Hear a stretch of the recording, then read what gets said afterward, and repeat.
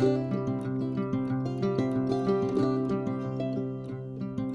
guys, and welcome back to St. Mojo Homestead. Hope you guys have had a great week. We are to the weekend. Always the best time. Get to hang out around here on the homestead and do homesteady projects. Yes. I'm excited about today's little project that we're doing. Yeah. This is actually going to be our daughter's birthday present. So we are also in a birthday weekend, which we always have fun here with birthday weekends. So we're gonna bring you guys along when we do that. I will say it is a great idea if you've got the space to implement it, and it is going to be super easy. But before we get into that, highs and lows. So I had a couple highs. First of all, I'm super excited about random things that I'm seeing pop up in our yard. Like earlier this week, I noticed it's right here.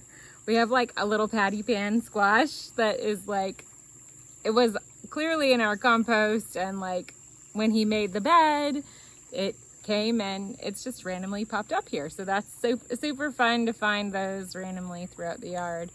The other one is a renewed excitement, I think, by our kids, like just with the farm and homesteading and just fun conversations about food, where it's coming from. I just feel like our girls have been a lot more interested. I think they're just getting older and kind of understanding more of why we're doing what we're doing.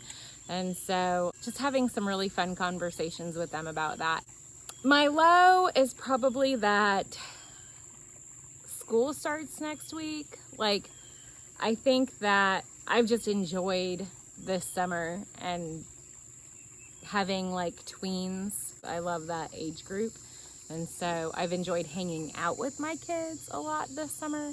I'm just kind of sad to see our routine. Not that it's a bad routine, but I'm just I'm not ready to start school and not have as much downtime with them. That's understandable. So I'm gonna start with my low.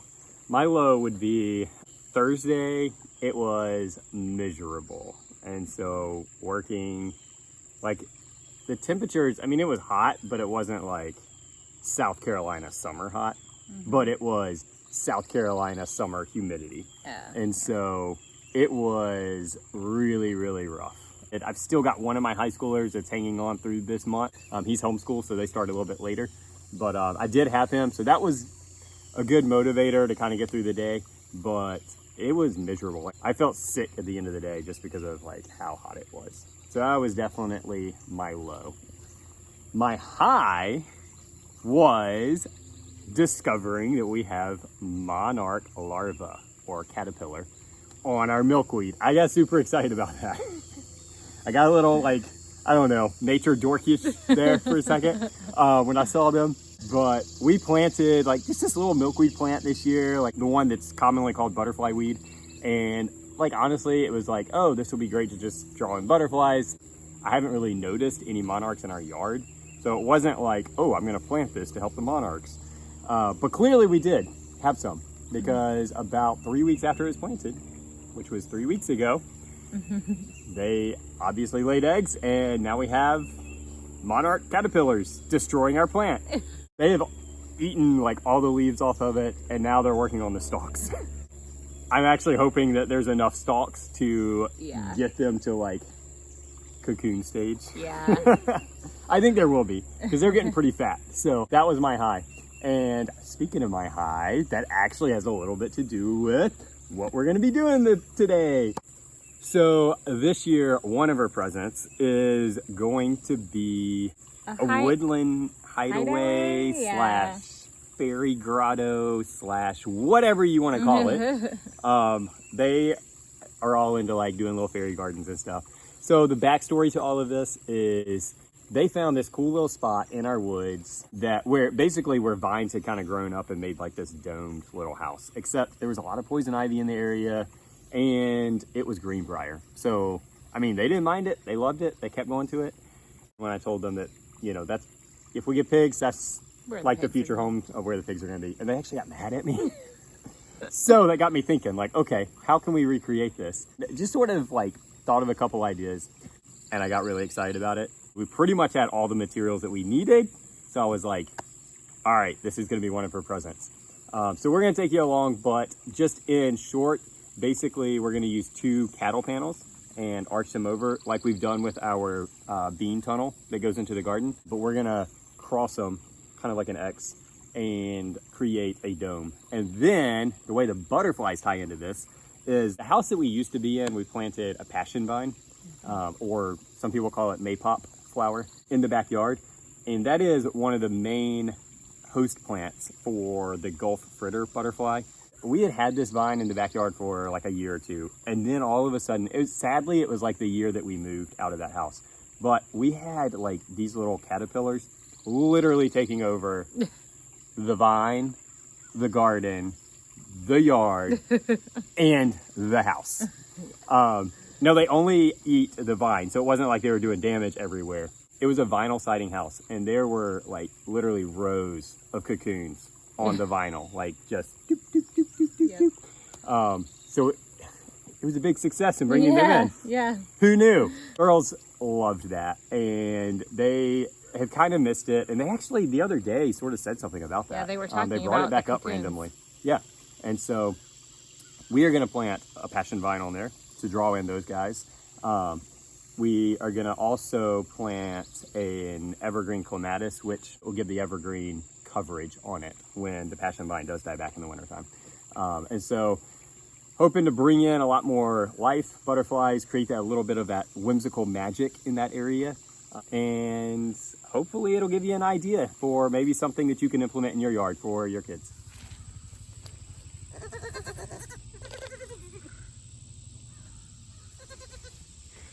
Okay guys, so as you can see, this is right next to the baby goat / cow pen. This is like the path into our woods.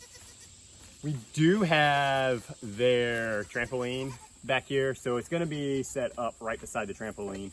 So this area was just a really overgrown area, and I came in earlier this week, cleared out the section that we want to do it in, and we're gonna be laying down weed cloth. We're gonna be staking down these cattle panel, and we also have some fun decorative things to pretty it up a little bit too. So here we go.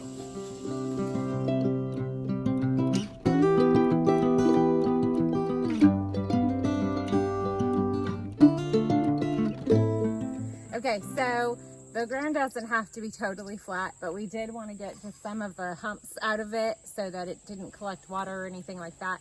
We are going to be laying weed cloth so that these blackberry bushes and stuff don't grow back up inside where they're going to be playing. So that will be our next step, to lay down the weed fabric now that we've gotten it a little bit more level.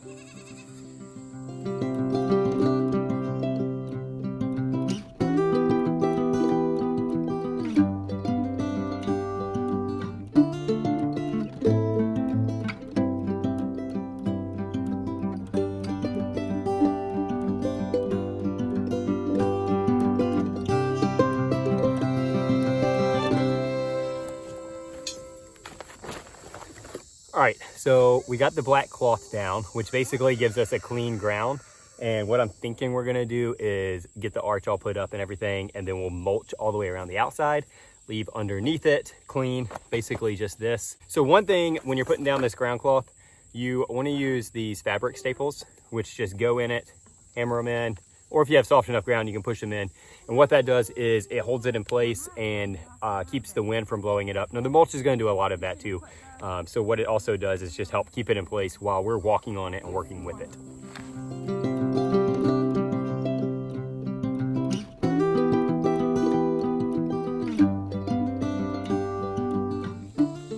Now we have to go get the cow panels.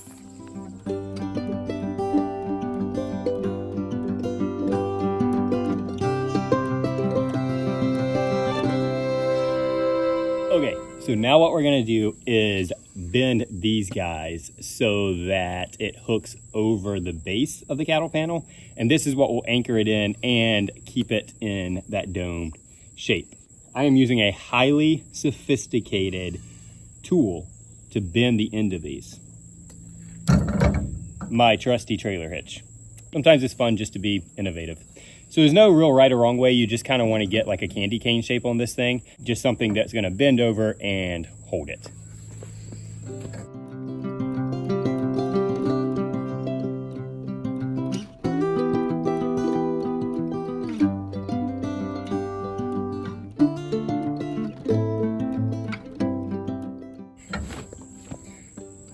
Kind of like that. Again, doesn't have to be perfect.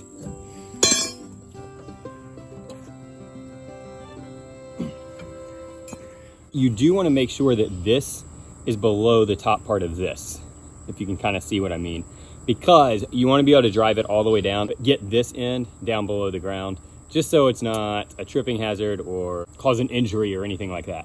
You basically want to have just this very top part left above the ground. I know that you can buy these things already bent. That's not an option for us right now. Our local box stores consider that a seasonal thing. They actually call them, I think they're like Halloween decoration spikes or something like that.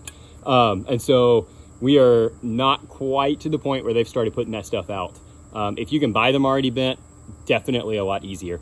Another thing that I wanted to bring up is in the garden, we just use T-post to hold the arch up, but I didn't want to have the T-post just sticking up on the outside of it. One, just again, trying to make this thing as safe as possible. Didn't want to risk anybody falling against and hitting the top of that T-post or anything like that. We are putting these in the ground to hold up the cattle panel.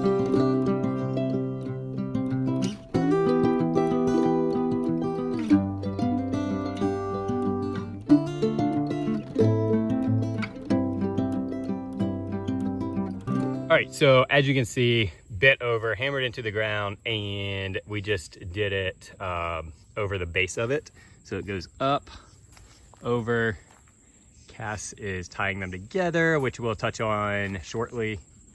Okay, so we are just attaching wire where the two pieces of kettle panel come together and touch so that it can keep the structure together and give it a little more stability.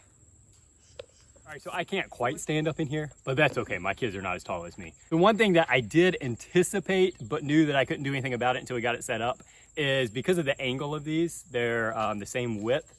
Well, we're creating two different arches that are crossing. So there's an intersection point where they basically run into each other if you try to do them at the same height. So what I had to do is right here, we just kind of cut it in at an angle until we could get this one to fit underneath the bigger one. Did that on both sides and it worked out great. We were able to get the one that's underneath up pretty close to it. Now again, we're gonna be growing vines up this, so this is strictly just structure. The vine will fill in and create a smooth dome effect. So the next part is what I'm most excited about, and that is getting the vines in the ground. So as you can see over my shoulder, there's the structure of it. We are going to get 2 vines in the ground, and then we have to actually go pick up the other 2, and we'll get those planted as well later on today.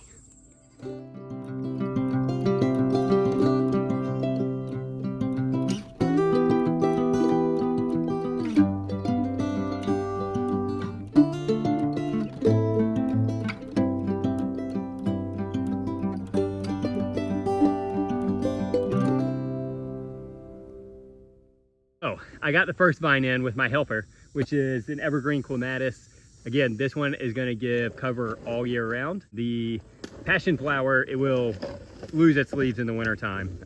Both of these vines will grow very well together. They'll play well together, as I like to say, should create the perfect little fairy grotto. So the other vine that we are planting is the passion vine. If you're familiar with passion fruit, that is actually what it comes from. It comes from a passion vine. Not only will this draw in those butterflies and make it really whimsical, it will also have, hopefully, passion fruit on it. This particular vine that I got already have one little passion fruit on it. You know, I don't know that we'll eat it or anything. So obviously this is a gift that cannot be wrapped and it's out in the open. We have bad weather coming, so we decided that we just need to go ahead and give it to her. We'll finish mulching and all of that stuff later, but it's right next to their trampoline. We know she's gonna see it before we could give it to her on her birthday, so we're gonna go ahead and give it to her now. Here's the big reveal. Happy birthday. Happy birthday. Happy birthday to you. That. Oh, it looks so good. Oh. It's just like the old one.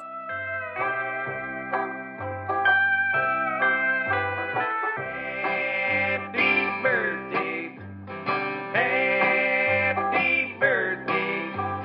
Happy birthday to you. So we are super excited about her gift. She obviously loved it. We think that it's really important that while we have a special place for our family, the kids also have like places that are fun on our property where they can go and just enjoy everything that we've been given. So I'm really excited that they have another place that they can go and be creative and use their imagination and just play. So thanks for joining. Thanks for watching us. I hope that you guys get inspired to do something like this for your kids in whatever space that looks like. Have a great week and be blessed. Happy